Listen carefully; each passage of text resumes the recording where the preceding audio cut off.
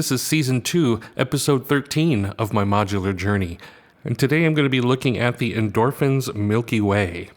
The Milky Way is a stereo DSP with 8 different types of effects, times 2 banks. There's a bank called Airwaves and a bank called Darkwaves. So there's really 16 effects in here, which is pretty cool. It also has a built-in VCA down here. So this is the volume knob, the overall volume here, and then you can CV that right here. Speaking of the volume knob, there is an interesting thing about this is as you're raising the volume knob, it gets right around 3 o'clock is the max volume, and then after 3 o'clock, it starts to actually distort and overdrive. So that is also like just another little secondary wonderful thing about this cool little module. This was picked up in the January 18th batch. It's about $209. One thing I want to say about this before I start. My initial experience with Milky Way was extremely negative because I didn't know what I was doing with it, of course, when I first pulled it out of the box, threw it in the rack, started throwing stereo ins and getting stereo outs to the mix. And there was something really strange happening where it seemed like it took all of my stereo signals and turn them into mono. And I didn't even realize at the time that there was a long press here for type that puts you into a Fuchsia mode, which was a stereo enhancing mode. And then when you turn these knobs is when it would do like left or right, and then balance, crossfade between left and right. And anyway, the point being, I didn't realize that was there. And so for many weeks, literally, I'm going to admit this, for many weeks I had no idea that this thing could actually do stereo properly, and I almost returned it or was just going to sell it because I was like, well, there's no way I'm going to use a reverb effect that's mono down the center. That sounds like crap. So once I found the spatial movement section of this, which is the fuchsia color here, it wound up making a lot more sense. Things sounded a lot better. Why I chose Milky Way? Mostly because of its size. It was a nice 6 HP size. Its price was pretty reasonable for as many effects as it does have in it. It has a stereo input and output. While I already have a number of effects in the big rack, most of them are just delay and reverb, but I wanted to try something different. And the Endorphins gear in general just seems really cool when you see it in demos on the interwebs. How I plan to use it is mostly going to be send a return of effects that are more than just reverb and delay. These 3 knobs are all CVable, so you can actually modulate the values to add a little life to the mix. So that seemed pretty exciting. And then there's also this thing called Meta, which I don't know a whole lot about yet, but we're about to find out what meta scanning is all about. Let me go over the interface real quick. You can see at the top, at least I think you can see at the top here, there are 2 outs. There's an out 1 and out 2. There's an in 1 and an in 2. If nothing's connected to 2, naturally 1 will normal over, so that's how you can turn a mono into stereo. It's got this little LED here that changes colors. It's either blue for Airwaves or red for Darkwaves or fuchsia for the spatial movement mode, so that's pretty neat. It's got little LED meters here, like a couple of these Endorphins modules seem to have these little LED meters here, so that's kind of neat to watch that as well. Moving on down, you have this thing with Endorphins called cabin pressure and cabin fever. Interesting names on these knobs here. And then, of course, your volume, which I talked about earlier. Volume is here. The type button changes the modes. There's long press, and there's long press 5 seconds. For a couple of these different things. Tap comes in handy for, there's like a spring reverb in here that you can actually hit the tap button and it's like plucking the spring in the reverb. So that was pretty unique. There's actually a lot of interesting stuff going on in this little tiny module. It's pretty tiny related to all the things that it can do, which going over it again last night just to get a refresher of what it does, I was actually pretty surprised by how much stuff is packed into this little module. So, all right. So with that, let me get it in the rack and mount it up, and I'll do a little quick walkthrough. All right. The Endorphins Milky Way is now in the rack. Let me power this guy up and get something going. All right, first things first, I'm going to need a sound source. So let me wire up my voice here real quick. I'm going to take this into a filter because I want to do some stuff with filtering later. So let me take a left and right into the filter. I then want to take out of the filter, I'm just going to use low pass 24 here. And I'm going to put that into the in left and right of Milky Way. Let's hope all these wires stay out of the way. I then want to come out of Milky Way. I'm trying to keep the wires off of the interface, so that's why I'm kind of crazily wiring them up like this. So then I have left and right out to the mixer.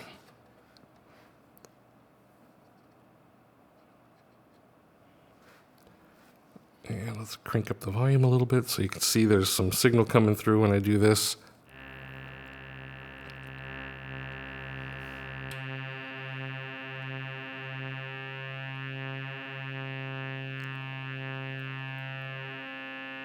Tune stuff up a little.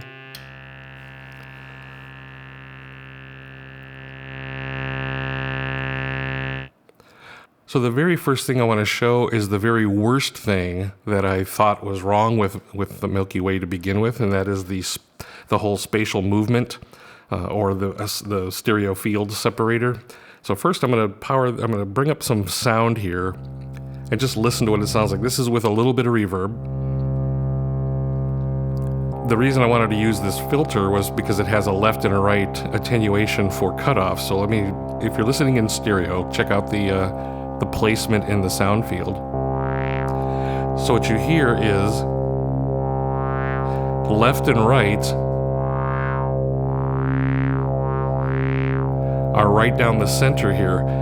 And so that was really bothering the shit out of me, to be honest. I couldn't believe I had stereo in and out, yet it wasn't stereo, until I understood what the Fuchsia mode was for. So if you long press this for a second, it goes into this Fuchsia mode.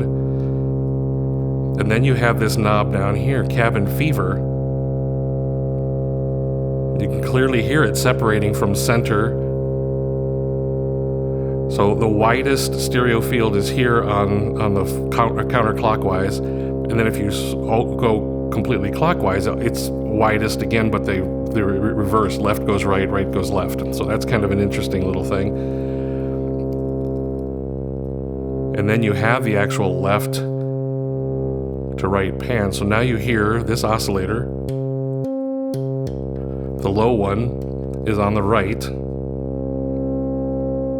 and the high one is on the left.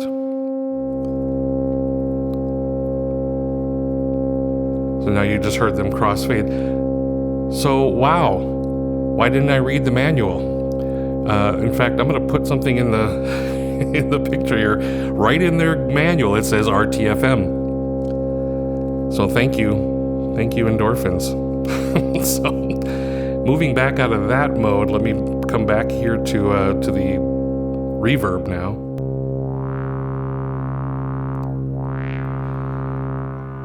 So turn up the mix, turn up the tail a little bit.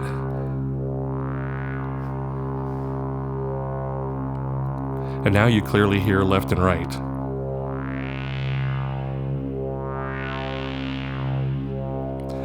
So this would actually be a great little first demo of the reverb part of this. Let me get these wires out of the way.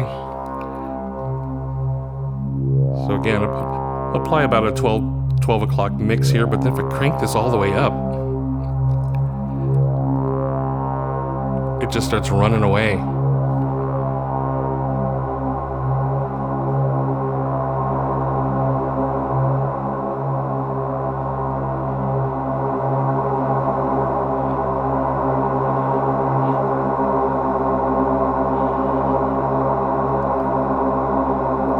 No more audio, I turned down the volume. This is all feedback. That sounds pretty amazing. I could turn down the mix. The reverb is still running. I don't even know how long that will go, maybe forever.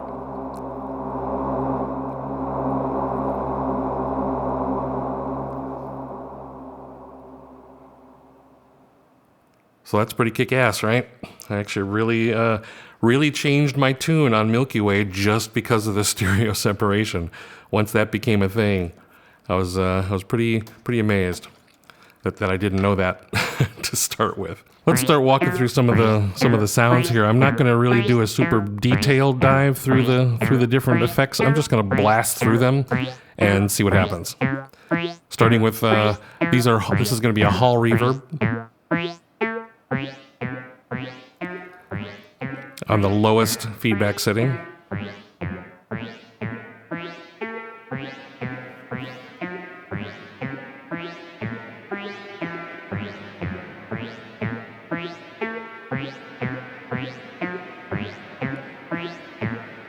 And now if I do mess with this volume knob here, again, up above 3 o'clock, it starts to add a little distortion.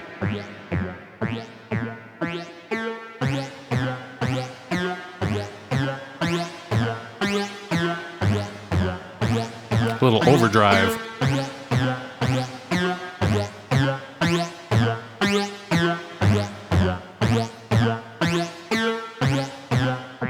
So that was kind of neat. Let me switch by tapping the type button here. I'm going to switch to a Shimmer reverb.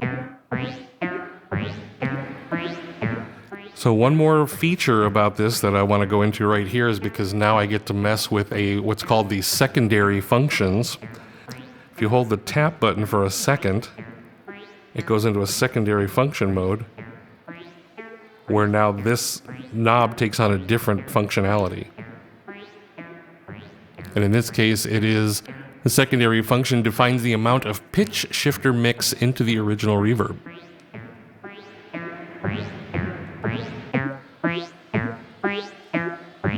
So now you can hear, let me raise this up a little into the mix.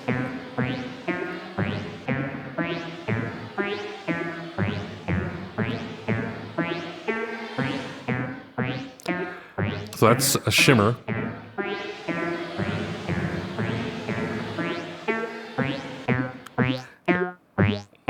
It sounds as you would expect it to sound, right? Sounds like a Shimmer reverb. The next mode is mode 5 here, which is the spring reverb. So this is the one where the tap button comes in kind of handy in a little bit. Let's turn this up. Bring up the reverb.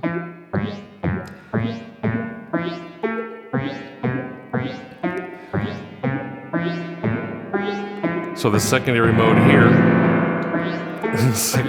here defines the decay of the spring when you pluck it. So let me put it down here or bring it up here.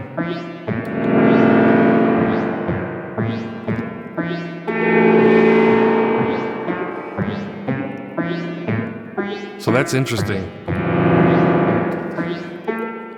So the tap button in the spring reverb mode lets you pluck the spring.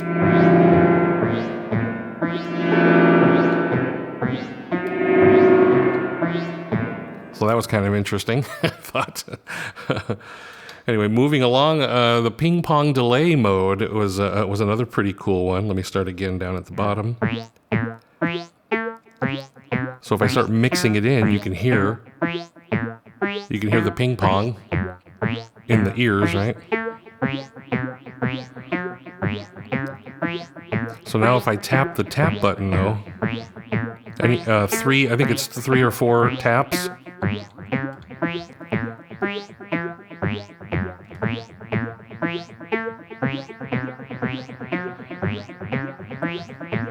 Tap it again. Let me do triplets.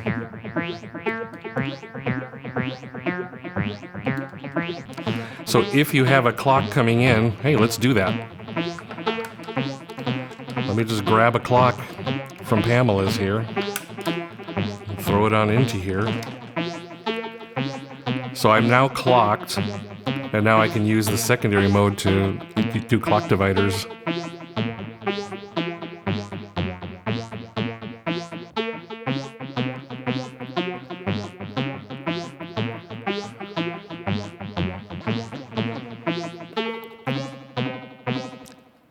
All right, so moving on again, let's look at, let's go into Darkwaves mode. So in order to switch modes, you have to hold the two buttons simultaneously until you see it flash red here. And now when it blinks, it should blink red, which means you're in the Darkwaves mode. And now let me get back to the first one. So notice also, here's another interesting point I forgot to bring up earlier, is when the light is really bright, that means it's 1 through 4 effects. But when it gets all the way to the end of 4 and back to 1, it's like a little bit dimmer for 5 through 8. Just another interesting thing. So this is supposed to be a gated reverb.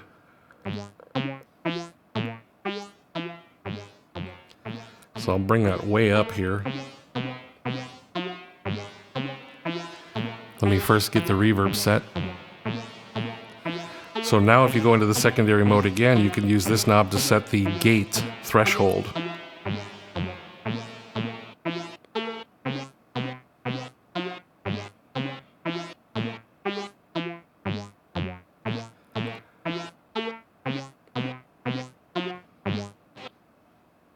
Let me turn it all the way up to the mix.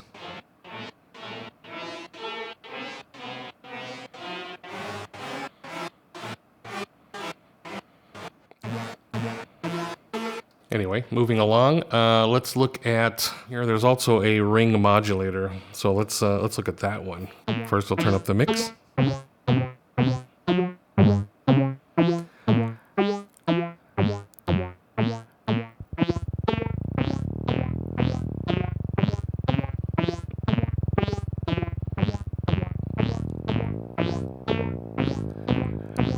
So now the secondary mode here goes into setting the feedback duration of that, which winds up getting pretty beefy. So that's kind of neat.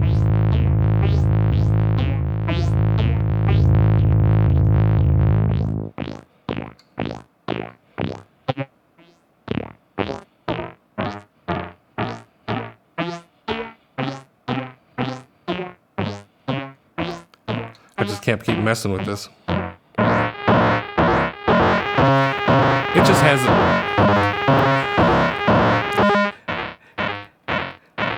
Oh, look, it's bypassing the volume. That's interesting. So yes, that has an interesting outcome with the ring modulation. The one thing I noticed about that, and this is where I start losing some of the effects, like all it is ring modulation, so you'd probably have to chain this out to another delay or reverb like Big Sky or something else like that to continue beefing up your sound. Otherwise, it's just going to sound like it's just a modulated sound.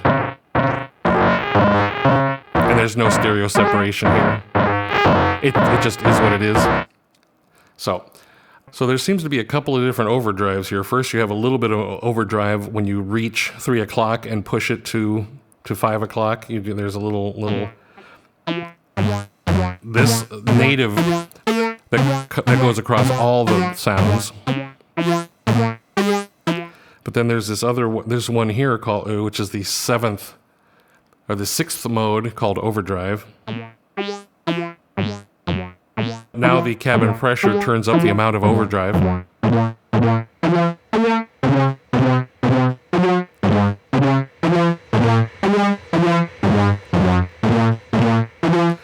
And then this becomes a tone knob.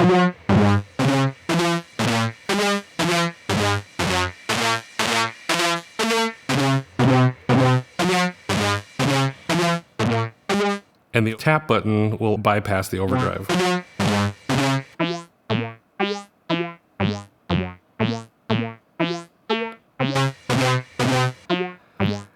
And then the last thing to really show off that I thought was interesting was the freezer looper, which works pretty much exactly as you would expect.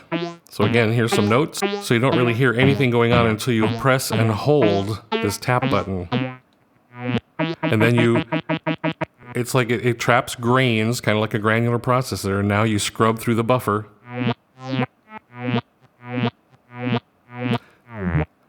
And then you change the timing of the grains here.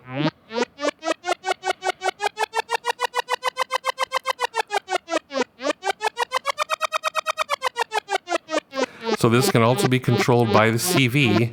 Both of these can be CV as you're holding this button.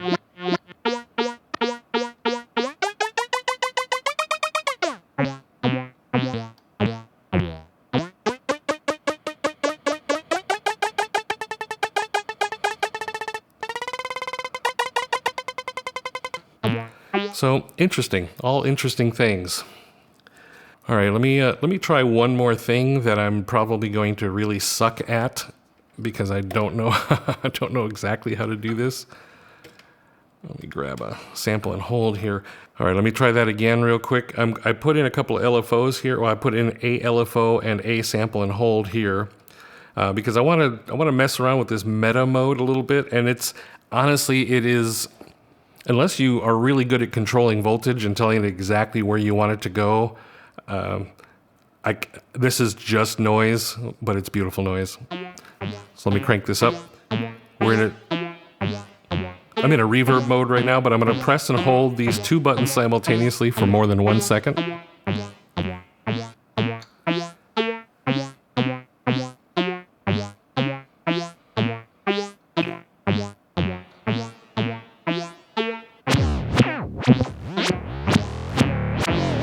And now I have an LFO over here that's going pretty quickly. Let me slow it down.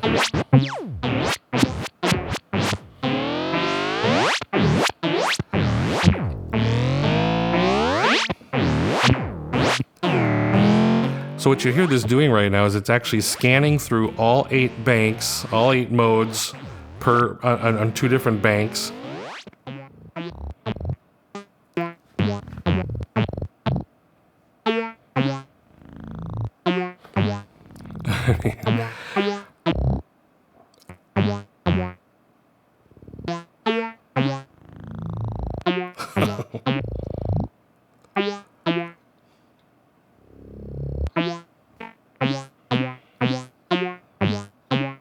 Well, anyway, way longer than I wanted to spend on this module, but there's a lot of stuff you can do with it. I'm pretty surprised. I honestly am pretty surprised.